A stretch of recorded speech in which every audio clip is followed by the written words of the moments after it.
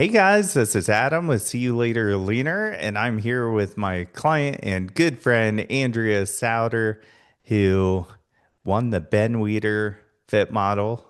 She came in second in the overall, which I was super excited about. We have won half of the Pro Cards in Natural Fit Model this year, which I was super amped about.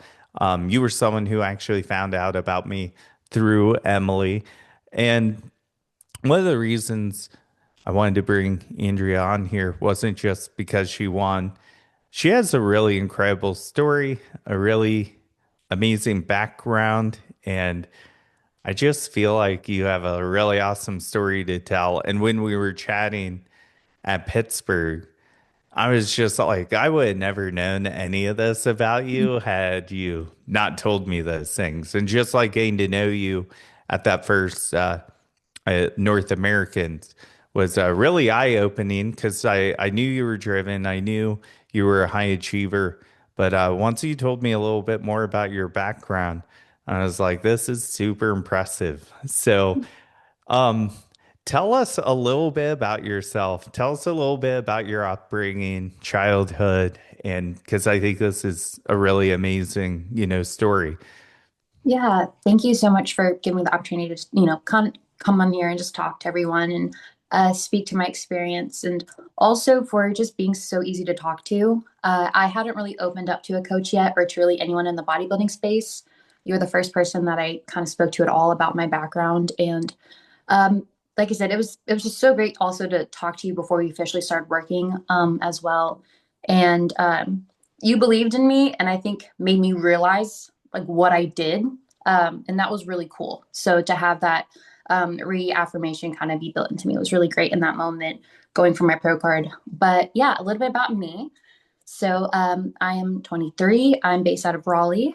I what last year I just decided I wanted to feel like an athlete again. And I was like, I'm just gonna like set a date to like get all in shape for it. And my friends were like, Andrea, just do a bodybuilding show. And I was like, no. And I was like, do a bodybuilding show.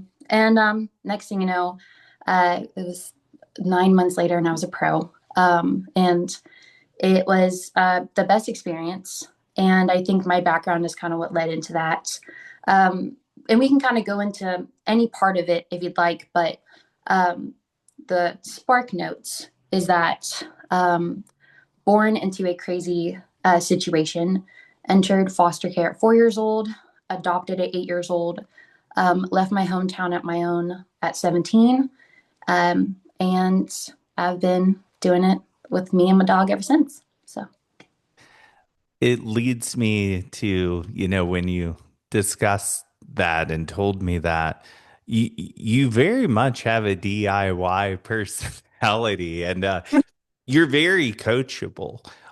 You're just extremely communicative. And I think that you have, you're also a coach yourself. So you hold yourself to a standard of what you want in a coach and like, what's required. But I also think you're a really great communicator. And we definitely make a good team together. But, when you told me about your background, I was like, you've really kind of been on your own a lot. And, you know, it- this journey can feel like really lonely sometimes. And, we either have the option to kind of like sit in the corner and kick rocks, or we can like kind of take action. And you've been someone who just has had to take action for yourself your whole life. And I think that I just thought that was so cool. And thank you for sharing that because I didn't realize that I was maybe one of the first people you had told about that. So to be able to open up and tell everyone, I just think it's a really incredible story. And just it's awesome for me as a coach too, because we get close with our clients and like I hope that I can always provide a really firsthand point of mentorship for somebody who like maybe hasn't gotten that their whole life and like really deserves it. So for me as a coach, that is really important to me. So that's awesome. So I love that you shared that. You were getting coached before. before me. I interviewed with you once, and I must have failed the first interview, and that's okay. Got to That, pick on you a bit there. But sometimes you don't know what you need until you find out what you don't, mm, and I truly don't. I mean, yes, there are some bad coaches in the industry, and, like, I really like all the coaches in the industry. I just think there's different fits. And, for what you were getting at the time wasn't just a good fit for you. It doesn't make the coach bad or anything. But I think sometimes we have a good skill set, and then sometimes, like with gut issues or something like that, there's sometimes coaches just aren't proficient in that. And, that can make peaking difficult, that can make dieting difficult. It can also, as a DIYer yourself, when your coach doesn't tell you how to help your digestive issues, you're going to start looking into it yourself, and you're like, why is my coach not telling me any of this stuff, so I it was think. really, I didn't know, you're very much right. I didn't know what I needed until I came back around the second time because I learned so much the hard way. Actually, note to everyone out there, you may think to yourself that you're saving yourself money for paying for a whole year in advance. Don't do it. I don't care how good the reputation of the coach is. Don't do it because, like Adam just said, you don't know if it's going to be a good fit. And that's okay. I didn't get my money back. But life goes on, and, I'm happy where I ended up. So, This is one of the main reasons, and, I joke that on occasion we get burned, but I still do month to month coaching because we want to earn your trust. Like every month, we allow people to kind of switch up their setup between nutrition and cardio, or nutrition training and cardio. Sometimes someone just wants to spice up their training every once in a while. Like, hey, let's have my coach design what I should be doing, and, mhm. going from there. Um, our intro together was cool because you'd done the Gold's Gym Classic. And I don't think a lot of people know this. And this is one of the things I really wanted to talk about because I had a lot of people like congratulate me, like she won the overall. And really, like, that was you more than, like, I was maybe co-piloting that just a bit. We had kind of decided we're going to be working together, but it's going to be off of this show. I made some, like, very general recommendations off of your history, but my biggest fear, I didn't want to set us up for, if we start tweaking a bunch of things and we mess up, it just would really sour the relationship right Yeah, from the beginning, or just maybe give us some pre-show trauma that we don't need. So it you was really took that show into your hands, and you killed it. So tell us about that a little bit. Thank you. That's actually one of my favorite moments of this last season. And I also really respected how you handled that because basically what happened is I was with my previous coach, and I'm sure everyone's been through this, but something about peak week, when you hit peak week or you're coming up to peak week, it's all these emotions coming together. And basically, I felt more stressed going into the show with my previous coach than without. So I decided to drop my coach that week. I basically 6 days out took care of it. Adam knew that as soon as the show was over, that I was going to be working with him and we'd be going into North Americans. And it's just really fun because as a coach myself, I imagine how I'd like to peak and such. And I actually did a super, super high carb peak going into that show, and lots of water. And it was complete opposite of what I had before. And that is still my favorite look. I like when I go look at my pictures, it came out so beautifully. It's also was in my hometown, that show. So I actually had to have people there with me for it. And then what was so awesome though is that I got to come off stage and like share that moment with you and be like, yes, like you were in on this plan and like we're excited and like such a good way to get started and get going. So yeah, it was great. Absolutely. Also, like, the photography was amazing at that show. Really killed it for show. The trophy was like killer. That might be one of my favorite trophies anyone's ever won, like in my history of bodybuilding. That was really cool. Yes, if you come like to Raleigh, let's say you fly here and you win a trophy, be prepared. You may need a whole extra bag to take that thing home. Um, I was lucky enough to put it in my car. Well, my boyfriend did. He lugged it around for me because it's ginormous. But What What's the name of the promoter of that show so we can shout them out real quick? I guess it would be Gold Gym. So I know it's the owner of the Chapel Hill Gold's Gym and along this region, but I'm so sorry, I can't think of his name. But it's the Mecca Show is what they call it. Yeah. That's what it was. Yeah, that's awesome. And then we had head judge Bill Sylvia, who ended up judging the weeder. So that was a great advantage because we didn't even know at that time Bill would be the head judge of the Ben Weeder. And when someone likes your look, they like your look. And I did feel like that was a great look for that show. Um, we kind of made some mistakes at North Americans, just some amateur mistakes, but you still placed well. We have to also keep in mind you're a drug-free competitor competing up against potential fit models who may or may not be, and that's up to everyone. Like it doesn't make it right or wrong. It's within the rules of the industry. But I knew when you did that show that we would probably be going ahead and going for the weeder right after, and just being able to have the ability to compete naturally in a division that I think will cater to a whole lot of natural physiques was a really great opportunity. And then once I found out Bill was going to be the head judge, I was really excited about that because we had already been in front of him twice that year. Mhm. So I forgot that you had done USA's before I had gotten in contact with you. So, Funny enough, as well, he judged the DC Pro Am, so he has seen every single show I've done. So that was really cool because he was the first person to be like, "You got such great potential," and then the next time he's like, "So close." The next time, so it was just, it was really cool. Just at the end, he was like, "Welcome to the league," and I got to shake his hand, and it's so exciting. that's awesome. So, we ended up fifth at North Americans, or was it fourth? It was fifth, and I was fighting for that. They also they I know we had someone from Canada as well that I was going against. It was a really good group of girls. It was a stacked class. Yeah, we ended up deciding to do the weeder. We had a nice little diet break in between, which was good. We started working on your GI a little bit more. That was really important because when we're fixing a GI issue, there's stress derived, and that makes it tough because when you're in prep, you're in one of the most stressful fight or flights of your life. And, Yeah. it doesn't mean you can't manage them. And I think what we did was so untraditional, especially with outcome. I've had two of you that have had pretty severe gut issues who have gotten pro cards because we were able to manage them a lot better. Mhm. But during that time, I think we learned a lot about just food, how you reacted to it, and Mhm.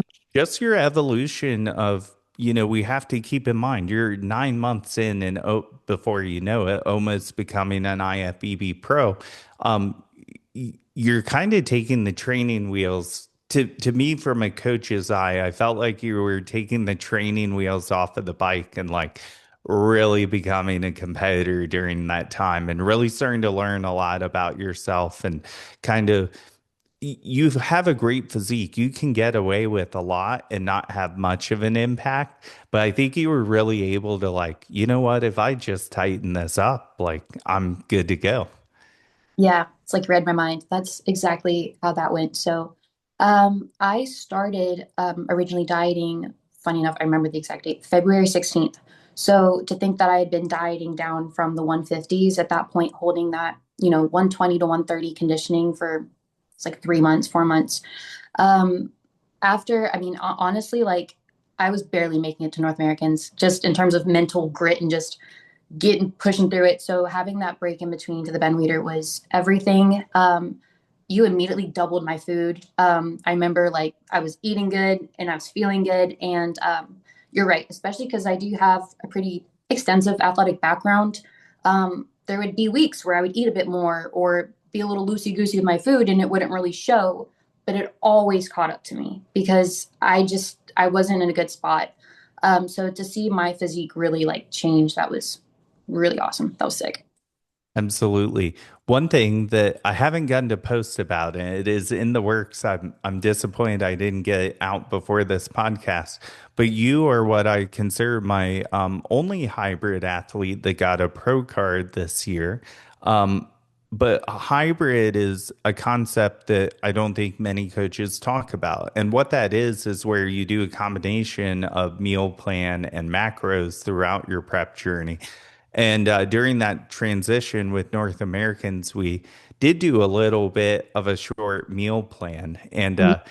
I think that that was good because you experienced it for a bit. And then the DIY in you was just like, you know what? I've had it and now I don't think I need it. Like we did for maybe like 3 or 4 weeks at most, I think. And then we just kind of gradually started getting into the macros a little bit more. But there Mhm. are times in your journey where you don't want to think. And there's just times where you need something different. And I was proud of myself for that because that's newer within 2 years for me where I transitioned to people with both. I've mainly been macros, but I kind of had to call myself out and say, is it really custom coaching if I don't do meal plans? And Mhm. I had to kick myself in the ass and say no. So, now I offer both, but I have came up with what I like to call this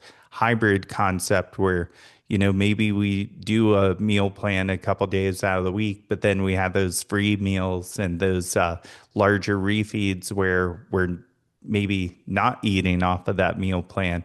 And I think that kind of mentally rescued you too, because it gave you just enough structure, but um, just enough flexibility to hold it together between those shows. Yeah, 110%. After North Americans, you and I had like spoke about what we could do about my gut. So I was doing the supplements, everything you'd recommend that way. And we had water, more motility in terms of me walking more, other things we've done. Basically, on my end, is I started researching better foods for my gut and digestion that would be easier on it, as well as what aligns with foods I like. And then I gave you that information, and I wanted to see, I know as a coach what food choices to make, but I wanted to see how you would structure it. And so seeing how you would structure it and then going with that for a while, it was great because I felt better, I looked better, and then from there it was like, okay, let's introduce a different food, start getting variety back in. But it was perfect for what I needed at that time. It helps to like simplify off that menu. And then you do sometimes find easier, like, well, I added that in and it didn't work well for me. So, Yeah, you have to um, be more disciplined. Like when you have stomach issues, I've had stomach issues for so long, and it sucks, but sometimes you just have to be like, hey, this is what I was dealt with. So you just have to like actually sit down and like get it done. Um, if you have to be a little bit more selective for a while, a little less food options, then maybe that's just what you have to do. yeah, absolutely. So now leading up to the Ben Weeder, it's you and your dog.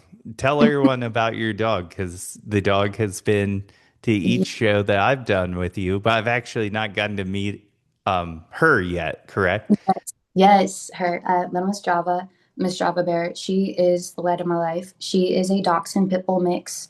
So she's tiny, mighty, oblong, short legs, floppy ears, the biggest brown eyes, and such a cuddle bug. So she has traveled with me a ton, and she's been to all of my shows except Vegas, and it's just great. As we've kind of spoke about, I don't really have family, so. Um, it was so good too when I had my pro card to come back to her. Like I was like, Mommy's, I told you I'd come back with something. Like, look what mommy came back with. And like just to have my post show meal with her on the bed and like clock out. It was just perfect. That's awesome. There's a Mhm. lot of comfort in that. I'm very much a dog person. I miss my dogs like crazy when I travel. Going to Japan, I'm going to miss them like crazy because I'm going to the first Fit Model Pro. And that was like the first thing I thought about. Oh my gosh, it's Japan and straight to the Arnold. It'll definitely be the longest I've ever been without my dogs. So that will be very different. And Yeah. so, I think you, the longest I've been away from her was when I went to Japan last year. Oh, wow. Yeah, I'm so excited to see it. I hear it's amazing. I'm excited for you. Um, so you've got your good luck charm in hand with you. I feel like everything came together on show day, the look, the suit, your tan looked great, even though, we really had to tweak some things, get you a little bit darker before stage. Luckily, we had plenty of time. The show ran a little slow with the Ben Weeder. Um, it was funny because from a coach's, bench in the audience, I see it, and then you come off stage and almost have no idea what you have done, and that this was prejudging, keep in mind. So you were splitting center, and it was definitely a close split center, but I felt like the hardness in the legs of the other girl was just a little less fit model than you, but we actually had some tweaks in that overall that I think really helped us with the stepping and slight bending of the legs. Mhm. I had someone ask me, what does step bend mean? And I said, her legs get a little bit hard if we like really hammer that quad. So I wanted to dial that back because I felt like for your look, and keeping the leaner waist, that quad kind of striates a little bit. So I wanted to soften that. And, when I saw them move you in, I'm like, all we got to do is get top two. And she's got that card. And I knew you would have it. I was so excited. So how did that moment feel? How did, how did just like that whole day in general leading up to it, trials, tribulations, waiting in the room, wondering like I'm probably battling for this overall, and like Yeah, how did those hours feel? there was a lot. I guess word of advice, I guess, is if you're doing a show that requires polygraph or anything that's a bit more extensive at check-in, and you are a DIY person, you need to keep that more in mind. So this is where I messed up. So I was going to do two coats the night before, a coat the morning of, then I do the top coat. So it ends up being like four coats and it's a little bit fresher, but anyways, I've got it down to a science. But I went to go do my polygraph the night before, and if I remember my times, I was there around 5 to 6, and I didn't get home until like back to the hotel at like 10:30 or something. We had just been sitting around for hours, and anyhow, so I only got to do one coat that night, and we tried our best morning of to fix it. Also, I do my own hair, my own makeup. Makeup, great. Hair, not so much. I did overnight curls because I find that my hair is very thick, it's heavy. It won't hold really well with a barrel, a heat curl. So I usually do overnight. And just how the first little pieces had sat in my goner. I took that thing out and I was like, my tan's messed up, my hair's messed up. I was like, this is not going well. But you have to lock in, I think, almost every show just leading up to it because I do my own hair and makeup and just how show timelines can be. And you're in new places running around. You forget a shoe. I don't have anyone helping me. So I have to like run back, things like that. So every show day is show day. I learned you have to be prepared if you're especially DIYing. It's a lot of work. So woke up that morning, as much tan as possible as I could get on, makeup, get there, take out the curls, do more tan, try and fix the curls. I was so worried about everything else. I also do my own nails and such. I usually do those. It's just while I'm chillaxing, waiting. Well, because of everything else, I didn't get to do that. I was literally like running backstage trying to put them on, and I said screw it, and I had to throw them away. Um, but you just got to run with it. And when I got lined up, I was like, I knew that I had prepared so well, and I knew that I had it, that even me at 80% could win it. So I just wasn't worried. I was just like, the music's bumping, the girls around me are so nice. Like I just let go of it all. So went out there and just gave it what I had. And funny enough, the girl that I was kind of splitting center with and kind of going back and forth with, she was in front of me in line, and I was like, I could see her. I'm like, oh, she's popping. And so, when I got on stage, I was a little nervous. And I think the nerves is from respect because if I know you look good, I know it's because you work hard too. So coming off that stage, I thought that we were splitting center. Like I didn't know I was actually splitting center. I thought we were sharing it like if the numbers were different. So at first I was like really anxious. And then you were like, no, no, no, no. You were splitting center. And I was like, ah. So that was really funny coming off stage. That's Uh, awesome. it was great. I wish someone had like a video reaction of my face just completely changing. Um, but DIYing, so we are going right back to the hotel room and more coats of tan. I always do redo my makeup between prejudging and finals. It's just a long day. I tend to sweat a little while I'm on stage. I just like to redo it personally. Hair, redid all my hair. Um, so I was basically working up until we were told to come back. Funny enough, we sat back there for like another 4 hours on top of what we were told.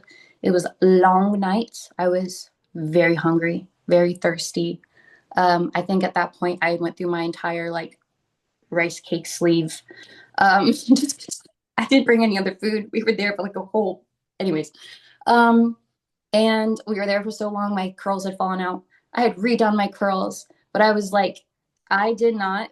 This is basically like the final showdown. Like this is it. So, and the craziest thing is, so I'm class D. I find out that I win my class. I'm given the medal. I don't even get to come off stage. They just pushed me to the edge of the stage and then brought the other girls on. And a lot of these girls I had seen on Instagram prior, like they're kind of like Instagram friends to me, and I'm like meeting them for the first time, like as they're kind of coming on stage. And I've started to, now that I've done enough shows. Crazy enough, it's only been a year, but I did a lot in a year. I've gotten to the point where I feel like I'm just playing a sport. It feels like I'm on a volleyball court. I'm just that kind of tuned in. So my brain is very much, where am I on stage? All the different cues. And yeah, it felt really good. It felt really, really good when I was up there. And I felt so much more confident because I looked banging. It was a lot better than the first time around for me. So, Yeah. It's almost nice because hearing that from your perspective, it gives you less time to wander and scroll on photos on Instagram in between, which can be really painful. And for me as a coach, it's a painful wait on prejudging the finals for, you guys. And, especially with having you and Jaron, had both, I was pretty sure won your classes and would be battling in the overall. I knew it was going to be a very exciting night. I didn't predict it to be that long, though. That is for sure. But still a great show, great production. It's just, natural bodybuilding is getting popular, and that's what this was supposed to do. And I think, we increased in years versus a year, and that's really exciting for the sport. And, you know, I don't mind being a show long because that just means the show and the sport is growing. oh yeah, 110%. I'm really excited to just see how my generation kind of changes things up too, because I feel like my generation's kind of getting away from alcohol and bit, and just starting to be a bit healthier. So I'm excited to see between that and Fit Model, how it grows and what happens. Also too, like I love getting ready and doing the whole process. So I used to do other people's makeup and stuff, and I went to cosmetology school. So I used to do it professionally. So like doing it for myself, I usually have music playing or whatever going on. So I enjoy that process in between, and I just like to protect my mindset. So I usually like I'm not like going out asking for bad news, I guess, on my phone. So that's definitely a bit of a difference. But yeah, I'm so excited to see natural bodybuilding grow. I'm so excited for them to have more natural pro shows. And I know it doesn't make much of a difference now, but I know in the future it's going to make a difference with Fit Model as well. So Yeah. we're seeing, evolution. We're seeing better bodies come into the sport. But I feel like the last um, part of the season really started peaking well. The NPC Nationals had a really great turnout. The Ben Weeder had an incredible turnout. I think sometimes, arguably, these natural shows can be tougher because, people are bringing it and they're bringing really good shape. And typically they have great dieting tactics and they peak smarter, because we have to maximize every variable where, I will say arguably with gear, you can give up some things because you're getting enhanced in others. And not everyone considers that, but and obviously the bodybuilder that's the most on point wins, but we do see some bad peaking strategies, I think more so in the enhanced realm than the natural realm. And I think that makes a big difference in our categories. Hmm. Yeah, I also the I feel like the age of the muscle really does make a difference. I think that I've been lucky because I started training when I was younger, so I have a little bit more a fullness of to my muscle, but really not even that much density yet. So not only does fit model take a bit of muscle, but it does have to have some good like solid shape to it because when you come down to that conditioning, how much is left. It really matters. And yeah, peaking and everything. We were talking about the Ben Weeder. That was another thought I had earlier. I meant to say, um, everyone's talking about holding fit model conditioning. You can hold it, but you can only hold it for so long because that's what I felt like my legs were starting to look a bit hard and almost stringy because I had had to hold that lower body fat for such a decent amount of time. So the fullness is really going to play a big factor for natural athletes because you just can't use a little something to help make up the difference. And, one thing that's interesting is, we held off on pumping up for you too to keep your shoulders from being like too much. Hmm. I do think one of the advantages of being younger is having better skin quality to not have striations or maybe higher collagen levels, I should say, by being younger. Not to say that masters can't do well. We're seeing a lot of masters kill it, but just looking young or having that better skin quality is going to be a benefit in this division for sure. And that's something that I'm not hearing a lot of people talk about, but it definitely is true. 100%. This sport has taught me so many random things. I have done cross country, for example, and I was always running with girls who had like the abs, like their just waist looked like paper and their abs, you could just see every single line. And I could outplank them, out, crunch them. And I was like, why can I not see my abs? And then I was talking to you and I was like, should I flex my abs on stage or not? And you were like, you have like thick like skin like on your ab. That's good. Like it helps, keep them from not looking so sharp. And I was like, oh, so they're there, but that makes sense. And like it's just crazy. It's just the little things you learn about yourself and then you start to see other things as a coach and other people because you know what to keep an eye out for and just the littlest things of how they hold their fat, how their skin looks, insertions, all that stuff. But Absolutely. Do you see yourself doing hair and makeup for shows in the future? oh yeah, I'm maybe I will get my hair done by someone else because it's a lot of freaking work, but I think my makeup will always be in my hands. I'm a little bit too picky. Or offering it to other competitors down the road? Yes, so I had a cosmetology license in Virginia that is no longer, and so I don't have it in North Carolina. So I'm a little nervous to like, I guess, put my services out there, but I have, as a coach, offered to my girls, we're going to be local and such, of course, like I can do your makeup. So Lacey Smith does that, if you knew that, one of cool. your teammates. So she coaches. She also does the hair makeup for her Oh, girls. yeah, She came in clutch with my client Randy at Nationals and helped out with hair and stuff a little bit. So that was amazing. So it's always good to have someone like you nearby. As long as we're not racing the clock, we can use you. yes, yes, yes, yes. And that's nothing too. I'm excited for as my clientele grows, as my competition career grows. I'm excited to have the problem of, hey, I got to coordinate your shows with my shows, Yeah. because that's a life that's full. That's I'm very excited for that. A couple times Lacey has traveled with to the same show to some with some of her clients, and I think that's really cool. And Mm. it's funny because people make posts, and I guess this always bothers me.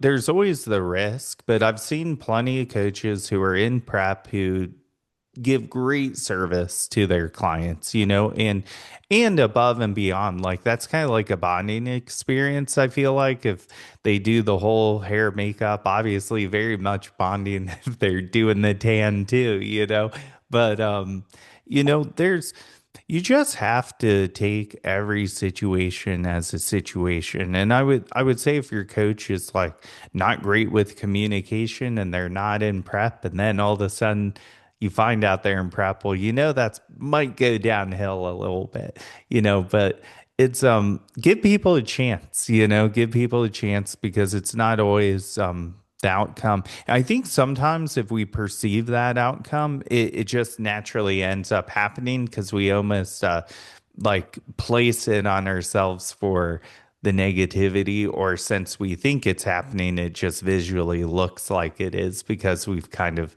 let our mind go that direction. And I kind of liked what you said. I'm not on my phone looking for bad news. And that's actually a really protective um, way to control your life. Could just think of how much this could be that based on what anyone sends you throughout the day. And I took up golf this winter, and I'm not pro yet. I'm not even remotely good, but I think one of the nice things about being on the golf course with my wife is, just taking the time to turn our phones off and just be together, and then coming back to what might be potentially bad news or good news, but at least just putting it on hold for 3 or 4 hours, depending on how many balls we lose when we play. Yeah, it's also too in terms of like regulation. I mean, if you go to a 9 to 5 job, you have 100 things come across your desk each day, and then you're scrolling 100, TikToks, and then you have other things going on in life, 100 appointments, and your dog and family and friends. It's when has your brain turned off, like at all? I realized that my phone time was just really draining for me to be able to emotionally regulate. So, and that's the thing is like if like scrolling on Instagram and seeing one too many competitors is going to make you feel bad, why are you doing it? Like how many times are you going to put yourself through it before you catch yourself and kind of start to redirect that? You can start getting to a point where you are like, oh, I need to get on social media and feel stressed because that's what I do at 2 p.m. every day. I kind of have a rule that I'd like to toss out there for my clients, and it seems like you already kind of have these rules in place. But when I'm consuming content, if I'm catching myself down a rabbit hole, I say, would I get up and grab my phone to look at this versus am I just watching it because it's in my hands and in the moment right now? Mm, So a lot of times that answer is no. I think TikTok can send you down the rabbit hole more than any other app, and that's why I try not to get on it as much. But it's good to have those protective barriers. yeah. And I think one of the biggest things I learned in 2026 was, or I should say 2025, was knowing yourself is not a weakness. It really is, can be your biggest strength. So like, for example, like I took the stuff out of the house that I wanted to eat. Oh my goodness. And then I didn't eat it. That's crazy. Or like my phone, I don't have TikTok on it because I just know if it's on there, I'm gonna use it. So different things like that. You can admit that you don't have 110% willpower all the time, and you're not supposed to. That's exhausting. Yeah, yeah. I think that's so key. What is next for you now that you are an IFBB Pro, and what's on the agenda for you? Let's just so Crazy, crazy, crazy, crazy. This time last year, I didn't even know what bodybuilding like even meant. So that is such a great thing to just think about this year. So, funny enough, I have been posting that my pro debut is going to be New York. I have actually decided to skip the show and to focus on Pittsburgh. So, I'm really excited to really focus on that show, and I believe both shows are really big shows and they're very fun to try to debut and such, but between two big shows I just want to make sure that I bring quality over quantity. So I'm excited for that. And I've kind of been assessing my physique and my training, and I'm going to be kind of going back to a bit more of how I used to train. Was a bit more glute focused. When I started bodybuilding, there was kind of some overall shape that I needed to build. I think I've kind of put on a bit of that. So I'm excited to just focus on putting on some glutes and bringing the best posing I can, and just practicing and seeing what I can do. You're still like really engaged in it, and just because you're doing things differently doesn't mean they're wrong. And that what you were doing built you a great foundation into this division, you know. So I just made a post about two of my girls who were power lifters, and so many people have some, you know, I guess pre-written rules about that you couldn't have a great physique and do that or compete in bodybuilding, and they both did wonderfully. And people, just the genetic component is so important.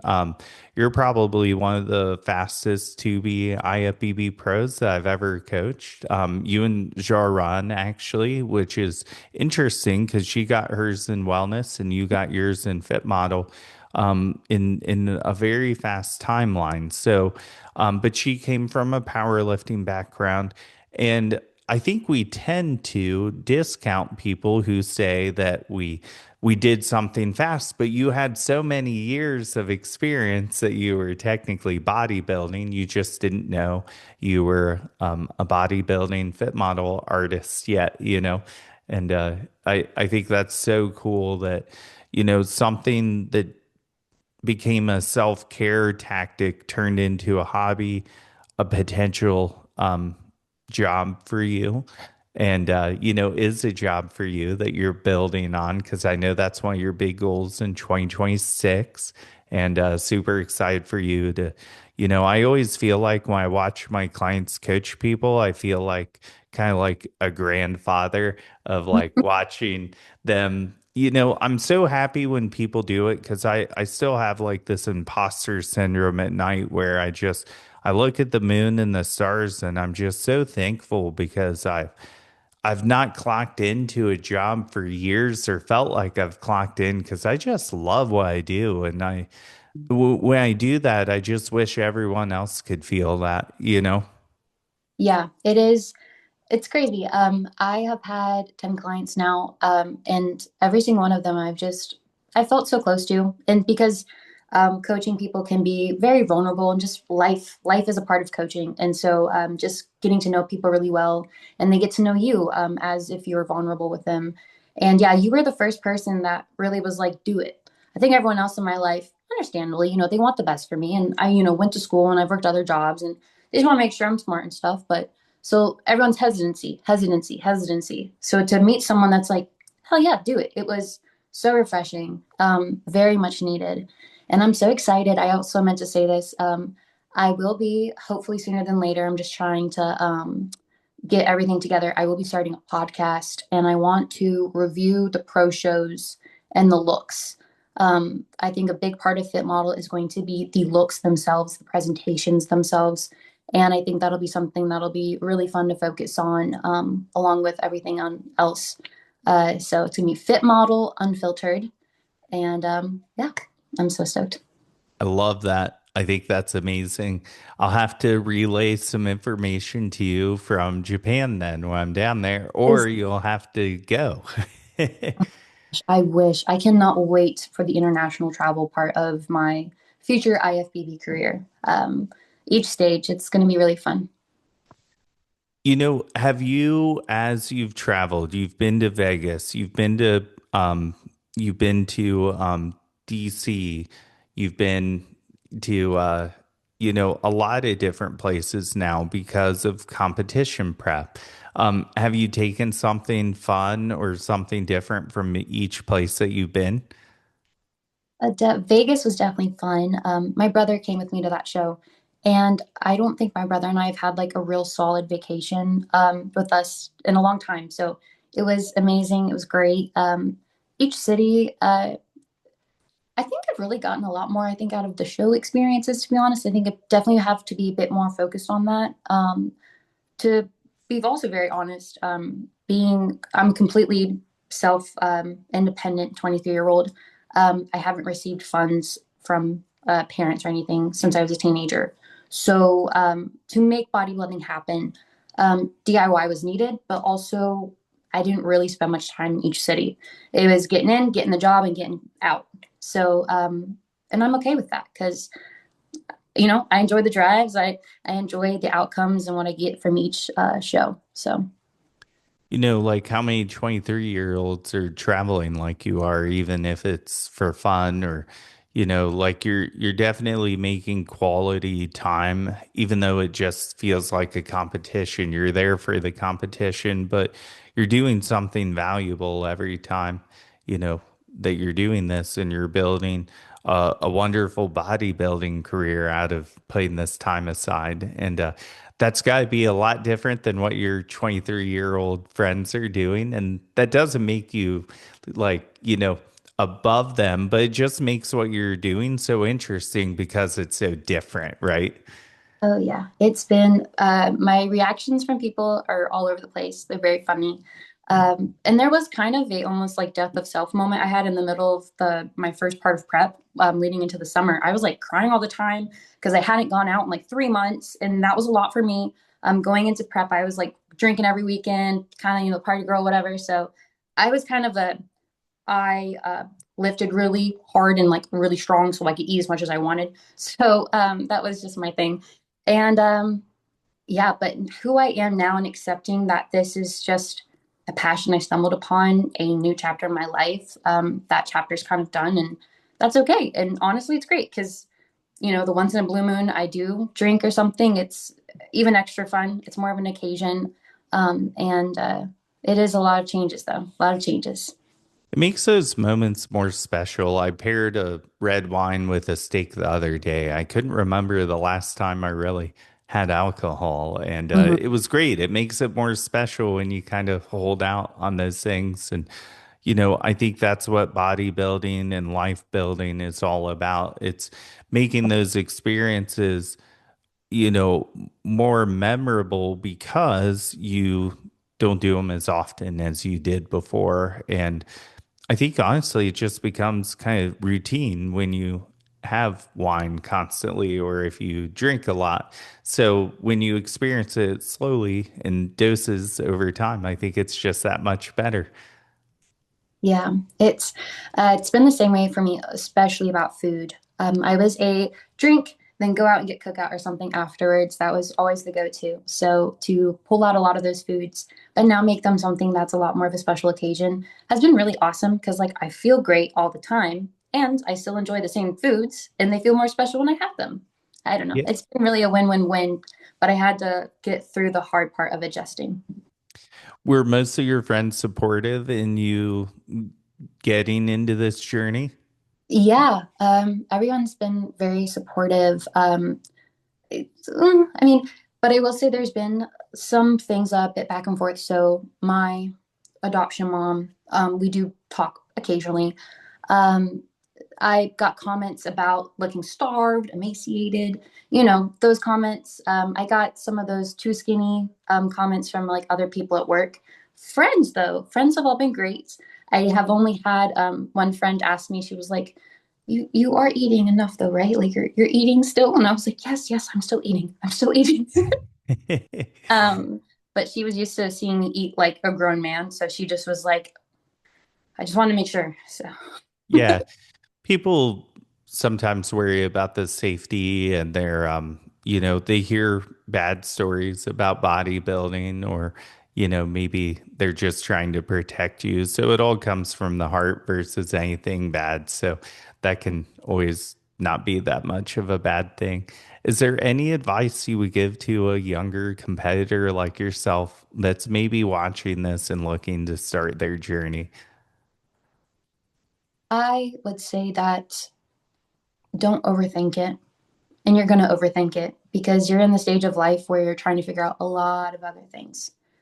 Just be you, be the best you, figure out what that is, find a way for you to enjoy it, just keep going. And like, make sure that you take each step of this process, each step at a time. I was very lucky enough. I listened to every podcast on this planet Earth about bodybuilding before, I stepped on stage. And the best advice I heard was you don't get your first show back. You don't get your first national show back. You don't get the day you get your pro card back.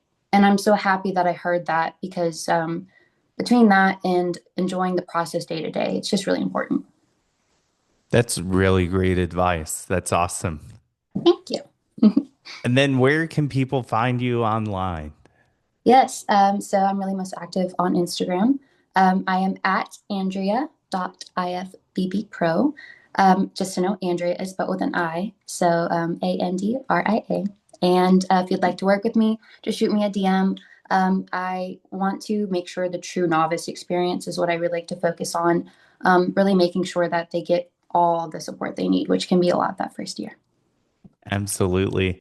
That is wonderful. I'm so glad we did this, and I'm excited that I got to host you on your first podcast of many coming up here. Yes, it was great to kind of break the ice and get into it. Awesome. Well, guys, that's a wrap for today, and we will see you later, leaner. See you then. Bye.